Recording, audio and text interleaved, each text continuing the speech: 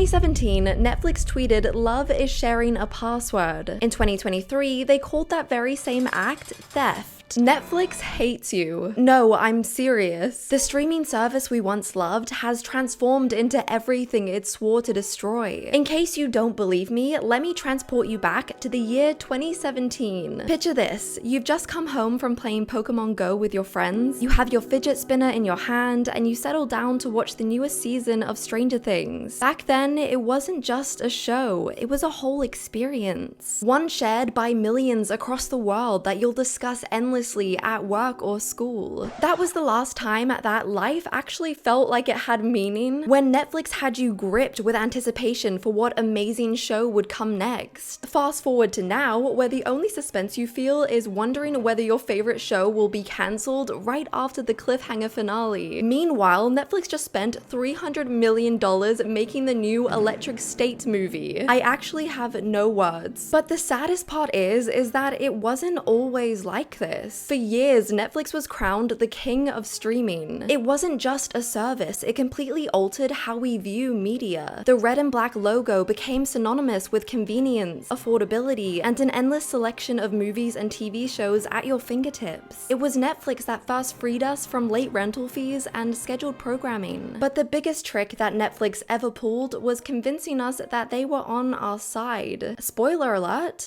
they're not. Over the past few years, Netflix has transformed into something unrecognizable. They have been consistently making outrageous changes to the platform, such as tripling their subscription price over the past decade. And if you think the insane rise in price means more movies and TV shows, then think again. Thanks to streaming wars, your favorite movies and TV shows are now scattered across about 8 different platforms. Oh, and if you have divorced parents or you moved away for university, then too bad, because you can no longer watch Netflix on your account. You have to physically be on the same Wi-Fi because apparently being family isn't enough. Yeah, because a company that made $39 billion last year really needs to save those extra pennies. But it begs the question, where did Netflix go wrong? This isn't just about price hike-ups or password sharing bans. It's about a fundamental shift in philosophy, from a service that prioritized viewer experience to a corporation solely fixated on profits. Today, we'll dive deep into the history of Netflix, and by the end of the video, I promise you that you will be rethinking that monthly subscription.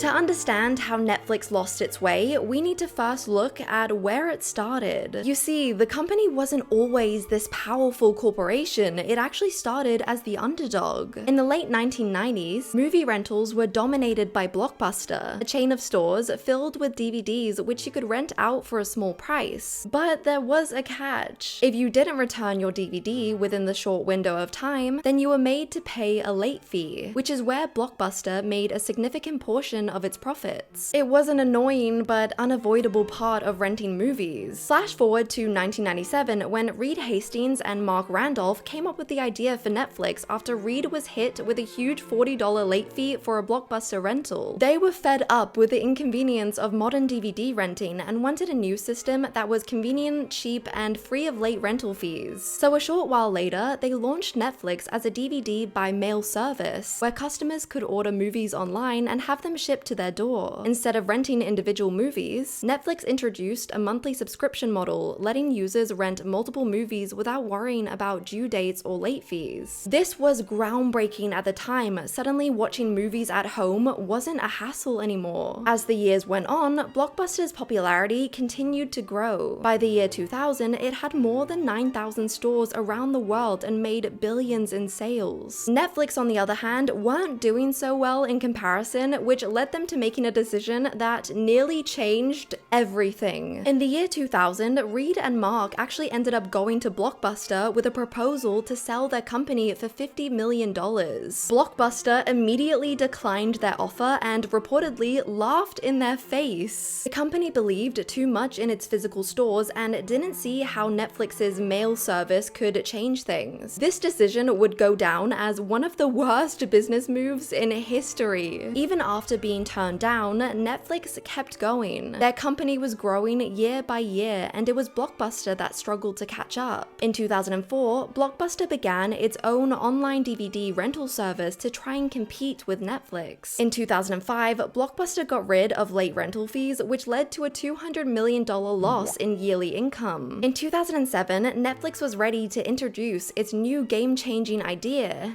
digital streaming. For just $7.99 a month, subscribers gained online access to a limited amount of movies and TV shows. This was truly revolutionary. Users no longer had to wait for DVDs in the mail. Meanwhile, Blockbuster refused to switch to digital and continued with its physical stores and renting DVDs, which was quickly dying out. As internet speeds improved, Netflix grew at a rapid rate. By 2010, it had transformed from a niche rental service into a fully fledged entertainment powerhouse, offering unlimited streaming for a low monthly fee. In the same year, Blockbuster went bankrupt and began closing down their stores all across the world. Netflix became the pioneer of change. The company's early mission statements emphasized customer satisfaction and accessibility. No ads, no cable contracts, and a growing library of content available at any time. Netflix wasn't just an alternative to cable, it was a direct challenge against traditional TV, and it was winning. What really set the company apart was its investment in original content, which was when the platform really started taking off. In 2013, Netflix released its first ever major original series, House of Cards, and it didn't just succeed, it changed TV forever. It was the first major streaming exclusive series, proving that Netflix could compete with premium networks like HBO. But what if I told you that I helped create that show? And if you had Netflix in 2013, then so did you. I'm not joking. You see, the show's success was practically guaranteed before they even decided what it would be about. They knew that we would like the show, and that's because they used our data to create it.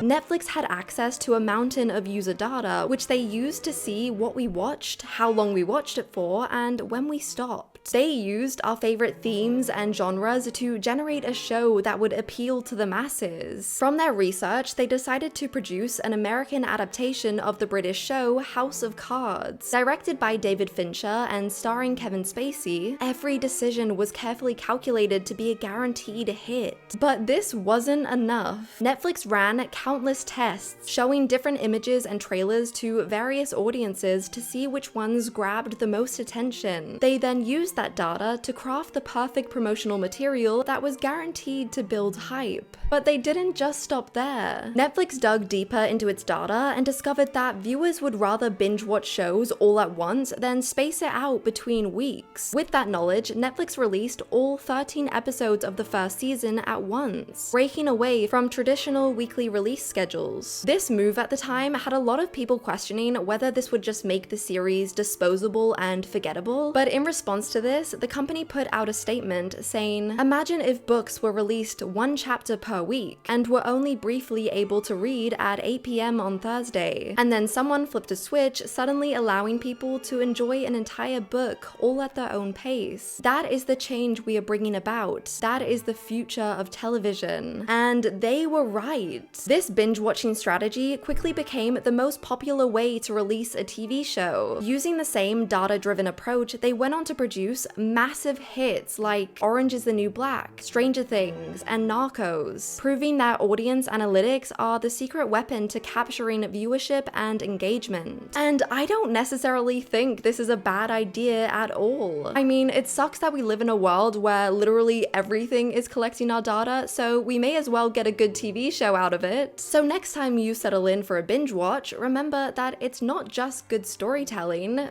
it's science. By 2018, Netflix had over 130 million subscribers worldwide, and it just felt unstoppable. The platform was willing to take risks on unique concepts, diverse voices, and groundbreaking storytelling approaches. Netflix originals became a mark of quality, not just quantity. This was the golden era of Netflix, when the company seemed to understand that building a loyal audience required trust, respect, and exceptional content. The occasional price increase was justified by their their expanding library of content and unreal original film and TV, subscribers felt like they were getting value for their money, and that's why people loved it. It was quickly integrating into pop culture, and it got to a point where literally everyone was talking about it. Terms like Netflix and chill and Netflix is bae took social media by storm. It was mentioned everywhere, from merchandise to Instagram posts. It was considered cool and trendy to talk about how you're watching the new Netflix show. It was at this point when it was hard to imagine anything going wrong. But as Netflix grew, so did its problems. Its content library became bloated with low-effort, algorithm-driven originals. Licensing deals with major studios became more expensive as competitors like Disney Plus and HBO Max emerged. And most importantly, Netflix stopped caring about their customers. They ended up turning into the very thing that they swore to destroy.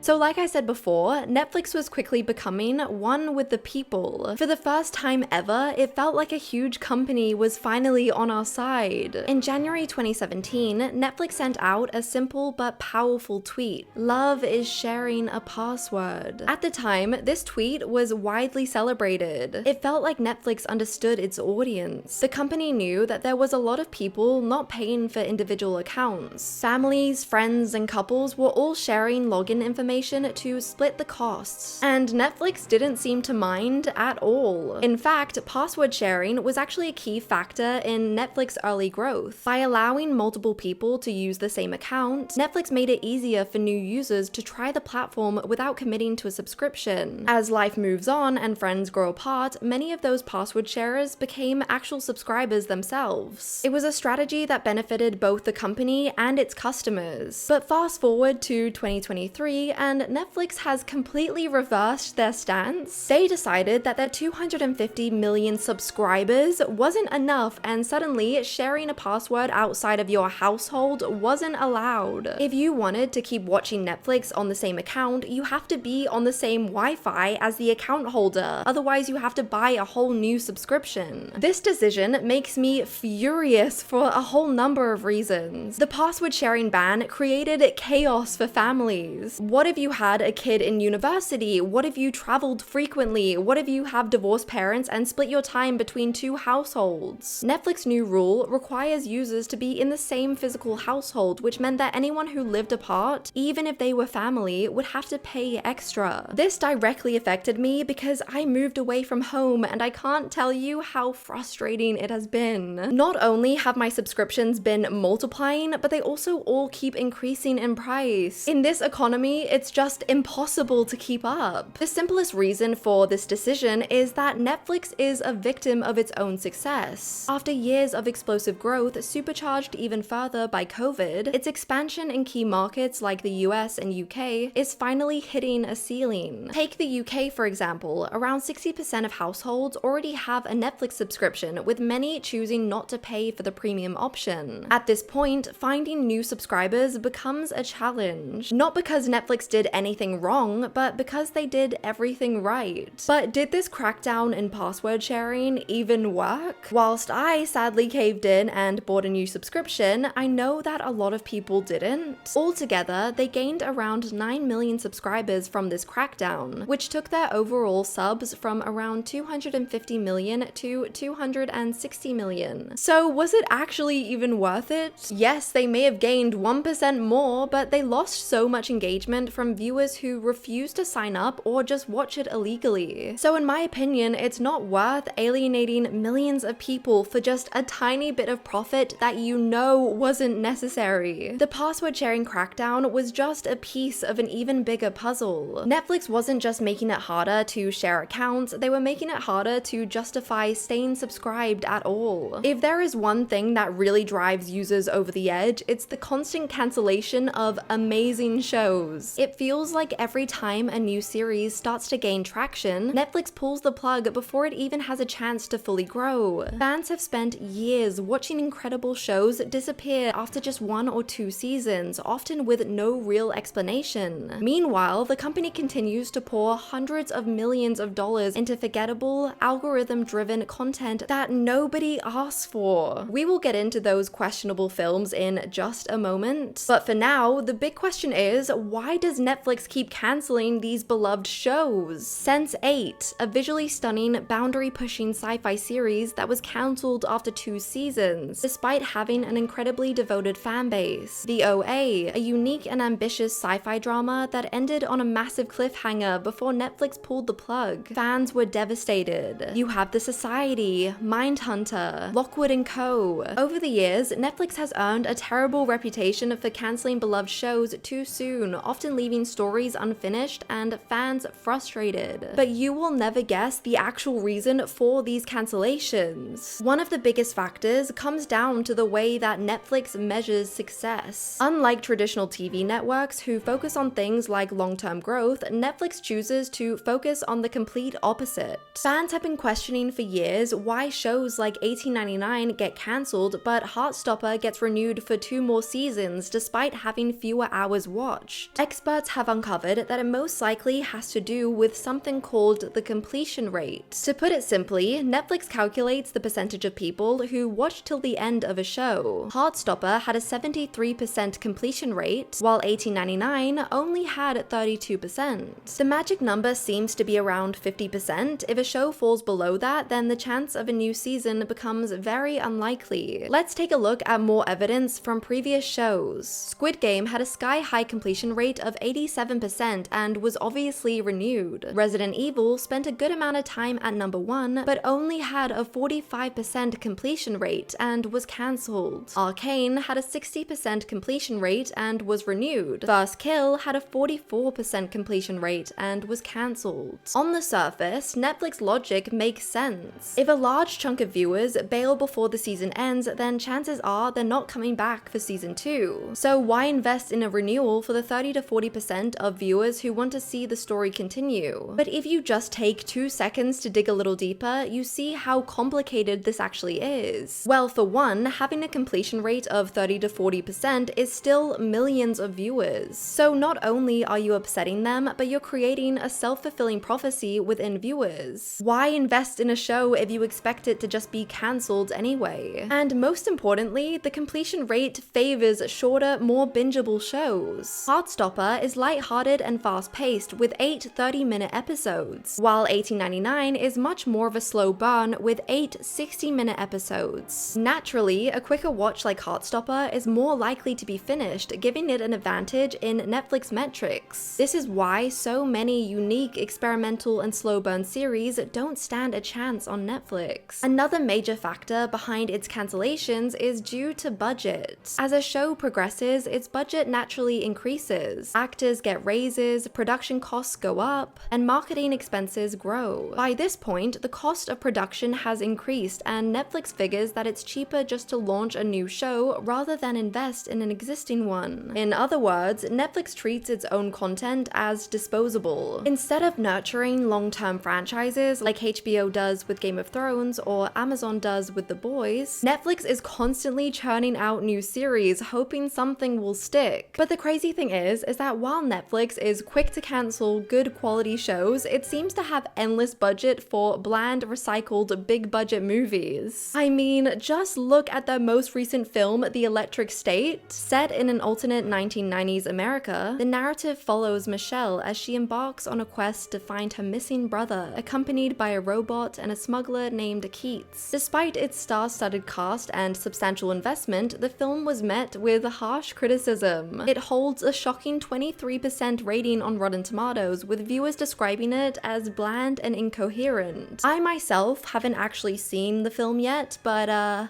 I don't think I want to. It just frustrates me that Netflix prioritizes building franchises around bankable stars rather than actual good stories. And this becomes so clear when you look at Adam Sandler's relationship with the company. In 2014, Netflix entered into a 4-movie deal with Adam Sandler, reportedly worth $250 million. This partnership was extended in 2020 for 4 additional films. That's $62 million a film. You couldn't put just a little bit of that money towards one of the cancelled shows? Millie Bobby Brown, known for her role in Stranger Things, seems to have secured one of these Netflix deals for herself. She earned $6.1 million for Enola Holmes and $10 million for its sequel, as well as starring in the 2024 film Damsel and of course The Electric State. But in my opinion, I don't think that this content strategy will work well in the long term. While star power can drive initial viewership, I think we're slowly coming out of this celebrity-obsessed world. What I don't understand is that these movies aren't getting them any new subscribers. No one is subscribing to Netflix to watch The Electric State. They might watch it if it's there, but this is not gonna lead to new subscribers. When you compare this to its competitors like Apple TV, who are now booming in popularity because of their critically acclaimed shows like Ted Lasso and Severance. Apple TV has reportedly tripled their subscriber count in the past 2 years. Good content is what drives new subscribers, not films like Red Notice or The Gray Man. Which swiftly brings me to my next point, which is the streaming wars. At one point, Netflix was the only streaming service that actually mattered, but fast forward to now and things have dramatically changed. Netflix is no longer the only player in town. The streaming landscape is now packed with competitors like Disney+, HBO Max, Hulu, Amazon Prime, Peacock, Paramount+,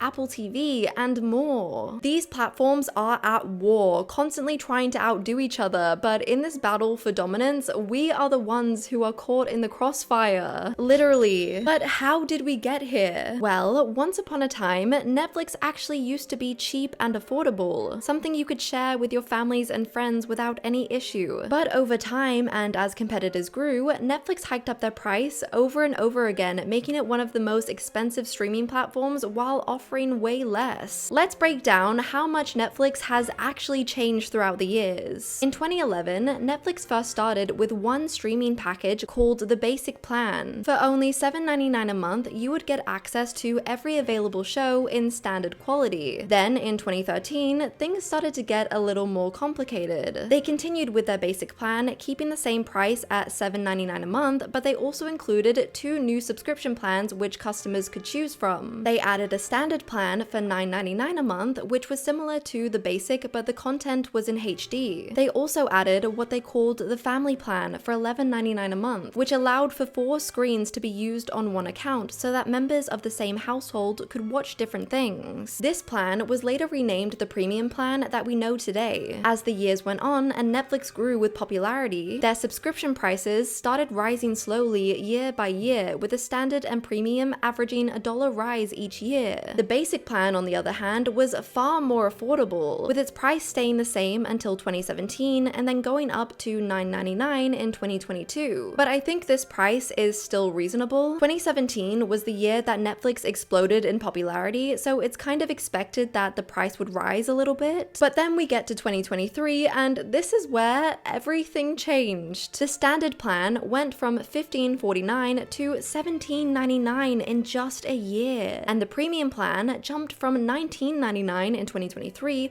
all the way to $24.99 in 2025. That's a $5 increase in just 2 years. And if you were thinking that the Basic Plan must have stayed a reasonable price, then you would be wrong. It didn't just rise in price, they actually just removed the entire thing and created a whole new plan. Yep, for the small price of just $7.99 a month, you can now get a standard subscription, but with ads. I'm so serious. You might as well just watch normal TV at that point. So what on earth happened in 2023? Why did they just suddenly decide to do this? Well, it all leads to this moment in January 2023 when CEO and founder Reed Hastings stepped down from his position, passing leadership to Ted Sarandos and Greg Peters. This new leadership explains why it feels like the company has gone against everything they used to stand for. The price rises, the password sharing crackdowns, the subscription with ads can all lead to this very moment. Today, if you want the best Netflix experience, 4K quality, no ads, and the ability to watch on multiple devices, you're paying nearly $25 a month. That's almost triple the original price from a decade ago. But what is the actual reason for these prices going up? Surely a company making billions of years wouldn't be so desperate for more money. I just realized how stupid it sounds to say that. Of course a company like that would want more money. Netflix claims that these price increases are necessary to support their massive content budget, but in reality, it's a direct response to the changing streaming industry. For years, Netflix dominated the streaming market, but now it faces intense competition from competitors like Disney Plus and HBO Max. Many of the best shows and movies that used to be on Netflix have moved to other platforms. For example, The Office, Netflix's most watched show for years, now exclusive to Peacock. Friends, gone from Netflix, now on HBO Max. The Marvel and Star Wars movies, now exclusive to Disney Plus. Because Netflix is losing licensed content, it has to rely entirely on its original programming. But as we discussed earlier, its constant cancellations make it harder to build franchises that people want to stick around for. So instead of winning back viewers with quality content, Netflix keeps raising their prices and cutting corners to make up for lost revenue. While Netflix is busy making its customers angry, its competitors are capitalizing on their mistakes. Disney Plus and Hulu have introduced a bundle that gives access to both services at a cheaper price. Amazon Prime Video is bundled with free shipping, making it better value overall. HBO Max and Paramount Plus are combining forces, meaning you'll eventually get more content under one subscription. Netflix, on the other hand, just keeps continuing to isolate their audience by making these crazy changes. Again, like I said before, this would be somewhat understandable if we were getting more bang for our buck. But for some reason, the company's sole focus is producing garbage films again and again and again and again. It's as if they truly believe we're so easily impressed that we will just watch anything as long as a celebrity is slapped on the poster. It just reminds you how out of touch these big companies can be. Netflix has been receiving some intense backlash from their customers, and rightly so. Last year, they attempted to justify their increasing costs by adding things like games that you can play through the Netflix app and live streaming events including stand-up specials and reality shows. But the issue is that nobody seems to care. Like,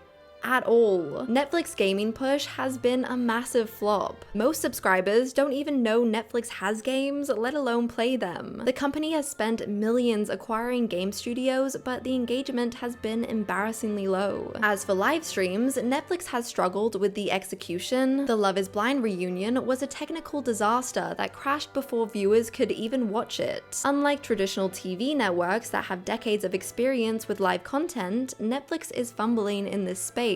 Not only was this new live feature incredibly disappointing, but it also makes life easier for people who live in the UK. You see, here in the UK, we have something called a TV license, which is a legal requirement if you are watching any live TV. Many people, especially younger people, don't need a TV license because they usually just watch stuff on YouTube, Netflix, and Disney Plus. So because Netflix has decided to include live TV, it is now against the law to not have a TV license. And do you want to know how much this TV license costs? £169 a year, with prices continuing to rise yearly. So yeah, well done Netflix, that idea was very well researched indeed. These rushed attempts at improving the platform just feel like distractions. Instead of fixing core issues, Netflix is just throwing stuff at the wall and seeing what sticks. At this point, Netflix's reputation has taken a serious hit. While it's still the biggest streaming platform, it's clear that its dominance is not forever guaranteed. Let's break down what Netflix could do to win its audience back and why it probably won't. Number 1, lower prices or add more value. If Netflix insists on raising prices, they need to justify it with better content. Instead of making users pay more for the same or worse experience, they should invest in high-quality productions that people actually want to see. Number 2, stop pumping out mediocre content. The company has adopted a quantity quantity over quality approach, producing countless forgettable movies. If they focused on creative storytelling rather than celebrity cameos, it would go a long way in regaining credibility. Number 3. Respect loyal customers. The crackdown on password sharing was like a slap in the face for long-term subscribers who had been using Netflix the same way for years. If Netflix truly cared about its users, it would find a way to balance profitability with consumer-friendly policies. And number 4, commit to long-term shows. One of their biggest mistakes is canceling beloved shows way too quickly. If Netflix wants to rebuild trust, it should focus on sustaining long-term projects rather than quick, disposable content. So theoretically, yes, Netflix could course correct by making smart decisions and putting consumers first. But realistically, the company has no incentive to change unless people start leaving in huge numbers, which so far,